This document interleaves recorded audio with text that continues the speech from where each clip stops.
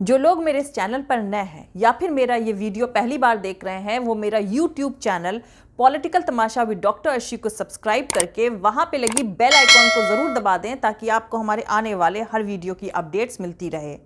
और दोस्तों, अगर आपको हमारा काम पसंद आता है, हमारे वीडियोस पसंद आते हैं तो www.patreon.com/dr अर्शी खान पर जाकर डोनेट करके आप हमारे काम को सपोर्ट कर सकते हैं। तो चलिए आज के नए सियासी तमाशे के सफर को शुरू करते हैं।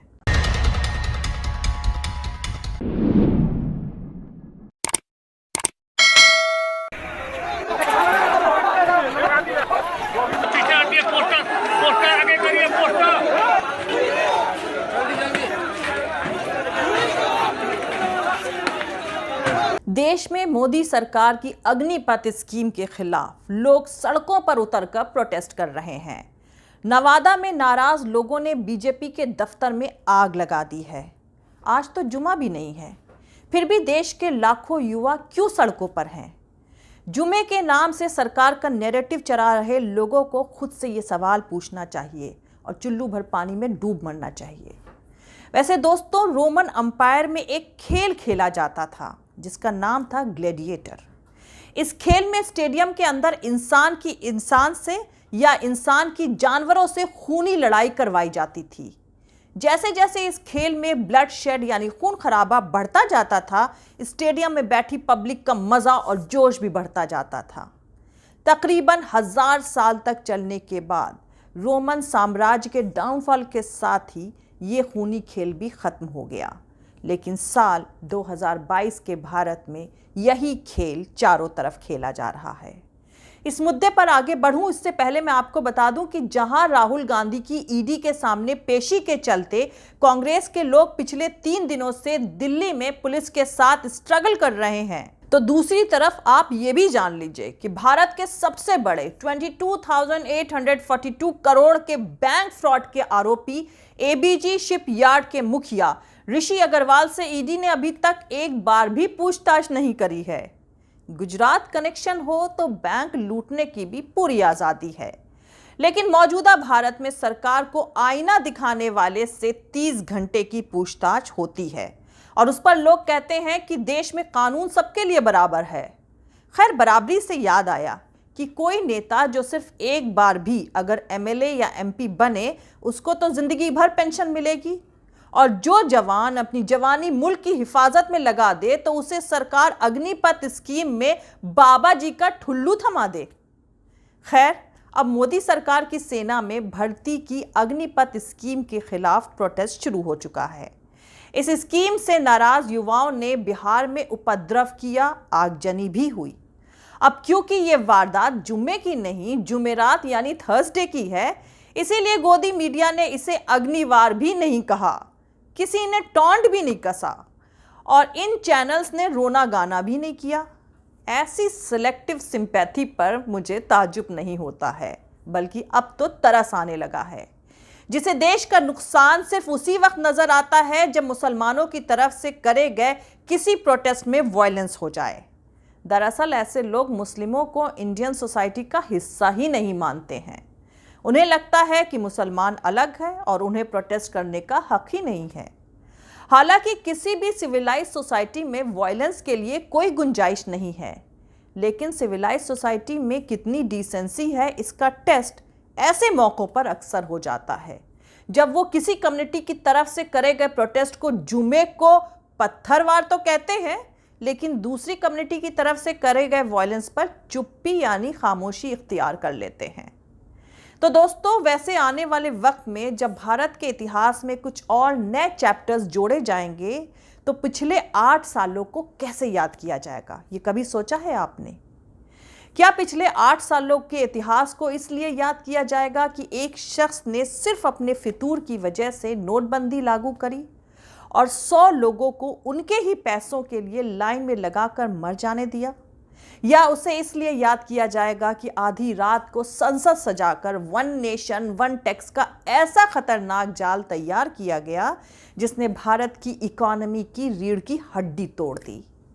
या फिर इसलिए याद किया जाएगा कि कश्मीर में धारा 370 खत्म कर दी गई, अयोध्या में भव्य राम मंदिर का कंस्ट्रक्शन किया गया, या 3 तलाक खत्म कर दिया गया, या इसलिए याद किया जाएगा कि मजहब के बेस पर लोगों को सिटीजनशिप देने का फैसला करने वाला CAA NRC जैसे मुल्क को बांटने वाला बिल पास किया गया, जो कानून के दरवाजे तक अभी भी नहीं पहुंचा है, या फिर कम्युनल नफरत, बेहिसाब महंगाई, टैक्स के नाम पर लूट, माफिया की तरह सरकार चलाना, जुडिशियरी से लेकर तमाम दूसरे इंस्टीट्यूशंस को घुटने टेकने के लिए मजबूर कर देने के लिए याद किया जाएगा।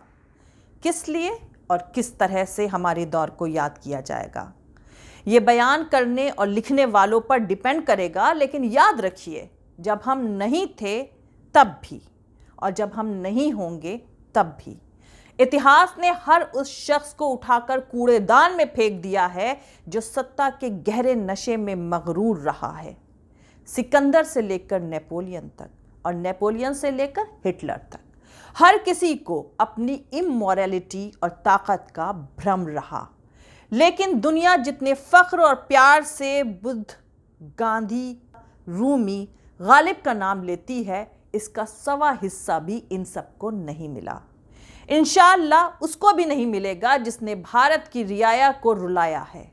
वैसे आपको बता दूं कि श्रीलंका की तरह ही भारत में भी फाइनेंशियल क्राइसिस की आहट सबसे पहले पेट्रोल पंप से आनी शुरू हो गई है। देश के कई स्टेट्स, कई प्रदेशों में फ्यूल की किल्लत के चलते हजारों पेट्रोल पंप बंद हो चुके हैं। तेल कंपनियों की मांग और सप्लाई की चेन डिस्टर्ब होने के बाद राजस्थान में तकरीबन 2000 पेट्रोल पंप ड्राई हो चुके हैं।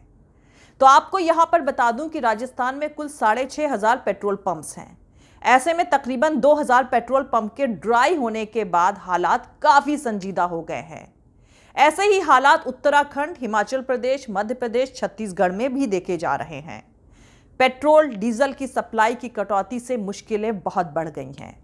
सैकड़ों पंप सूखने जैसे हालात में हैं। जिन पंपों पर ईंधन है भी तो वहां सिर्फ 3-4 दिन का ही स्टॉक बचा है। आपको यहां पर बता दूं कि भारत के 5 मेन बड़ी कंपनियां हैं जो पेट्रोल डीजल की मार्केटिंग करती हैं। उसमें से 3 सरकारी हैं, इंडियन ऑयल, भारत पेट्रोलियम और हिंदुस्तान पेट्रोलियम, और 2 प्राइवेट हैं, रिलायंस और एस्सार। इसमें सिर्फ इंडियन ऑयल ही ऐसी कंपनी है जो अपने पेट्रोल पंप को बिना रुकावट सप्लाई दे रही है। बची हुई 2 सरकारी फ्यूल ऑयल कंपनियां भारत पेट्रोलियम और हिंदुस्तान पेट्रोलियम की डिमांड और सप्लाई का कोऑर्डिनेशन बिगड़ चुका है। मतलब अगर कोई पंप मालिक इन दोनों कंपनियों से दिन के 3 टैंकर्स मंगवाता है तो ये सिर्फ एक ही टैंकर दे पा रही हैं, और कई जगहों पर तो वो भी नहीं दे पा रही हैं।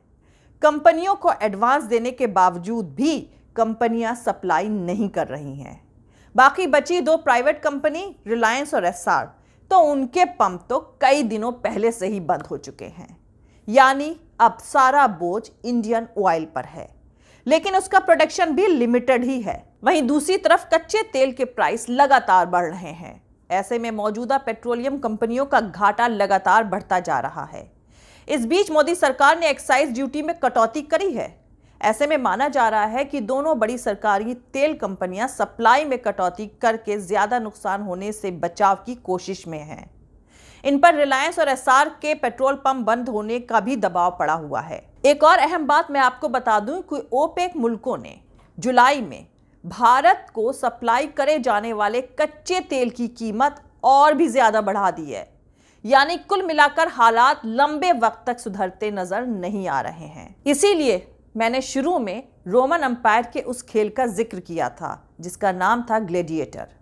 इस खेल में स्टेडियम के अंदर इंसान ही इंसान से या इंसान की जानवरों से खूनी लड़ाई करवाई जाती थी। जैसे जैसे इस खेल में ब्लडशेड बढ़ता जाता था, स्टेडियम में बैठी पब्लिक का मजा और जोश भी बढ़ता जाता था। तकरीबन 1000 साल तक चलने के बाद रोमन साम्राज्य के डाउनफॉल यानी पतन के साथ ही ये खूनी खेल खत्म हो गया है। लेकिन आज हमारे मुल्क भारत में 2022 में यही खेल चारों तरफ खेला जा रहा है। जरा सोचिए कि अंग्रेजों ने गांधी का घर गिरवाया था। गांधी तो अंग्रेजों के सबसे बड़े दुश्मन थे। नेहरू को अंग्रेजों ने जेल भेजा था, लेकिन आनंद भवन को जमीन दरोज नहीं कर दिया था। सुभाष चंद्र बोस का घर कोलकाता में आज भी है। भगत सिंह का घर भी पंजाब में सही सलामत है। टैगोर, गोखले, तिलक, सावरकर के पुश्तैनी मकान आज भी सलामत है। अंग्रेजों के नजरिए से देखा जाए तो इन नेताओं का गुनाह उन मुस्लिम प्रोटेस्टर्स से 1000 गुना ज्यादा था जिनके घरों पर बुलडोजर चलवाए गए हैं या जिन्हें पुलिस स्टेशन में बंद करके बुरी तरह पीटा गया है। कहने का मतलब यह है कि अंग्रेज जिनके हम गुलाम थे वो भी अपने दुश्मनों से डील करते वक्त कुछ कायदे कानूनों का ख्याल रखते थे, जबकि अंग्रेज अगर ऐसी कार्रवाई करते तो भी समझा जा सकता था। मगर आज तो भारत आज़ाद है, अपनी ही चुनी हुई सरकार है, फिर भी मेडिवल मेंटालिटी की तरह हुकूमत चल रही है। योगी आदित्यनाथ की सरकार जिस रफ्तार से मुस्लिम कम्युनिटी के घरों पर बुलडोजर चलवा रही है वो अंग्रेजी राज से भी बुरा है। फ्राइडे को प्रोटेस्ट होता है और संडे को घरों पर बुलडोजर चलवा दिए जाते हैं। ताज्जुब की बात यह है कि इस पागलपन को भीड़ का सपोर्ट भी हासिल है। अच्छा खासा शहरों में रहने वाला, ठीक ठाक कमाई करने वाला तबका जिसका ख्वाब अपने बेटे बेटियों को अमेरिका, ब्रिटेन में सेटल करना होता है, वो भी दूसरों का घर गिरता देख तालियां बजा रहे हैं। इंसान जितना लहूलुहान हो रहा है, लोगों को उतना ही मजा आ रहा है। वहशीपन का ये ग्लैडिएटर वाला खेल एक दिन इस अंपायर, इस साम्राज्य का भी एंड कर देगा।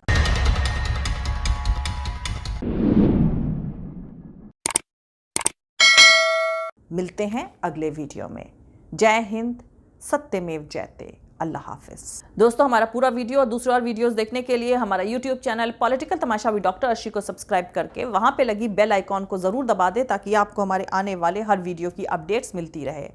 और दोस्तों, अगर आपको हमारा काम पसंद आता है, हमारे वीडियोस पसंद आते हैं तो www.patreon.com/dr अर्शी खान पर जाकर डोनेट करके आप हमारे काम को सपोर्ट कर सकते हैं। दोस्तों, अगर आपको हमारा वीडियो पसंद आता है तो लाइक और शेयर करना हरगिज़ नहीं भूलें। आप हमें फॉलो भी कर सकते हैं हमारे ट्विटर, इंस्टाग्राम और फेसबुक पेज पर। मेरा ट्विटर हैंडल है @arshi Aziz Khan. Thank you. मिलते हैं अगले वीडियो में।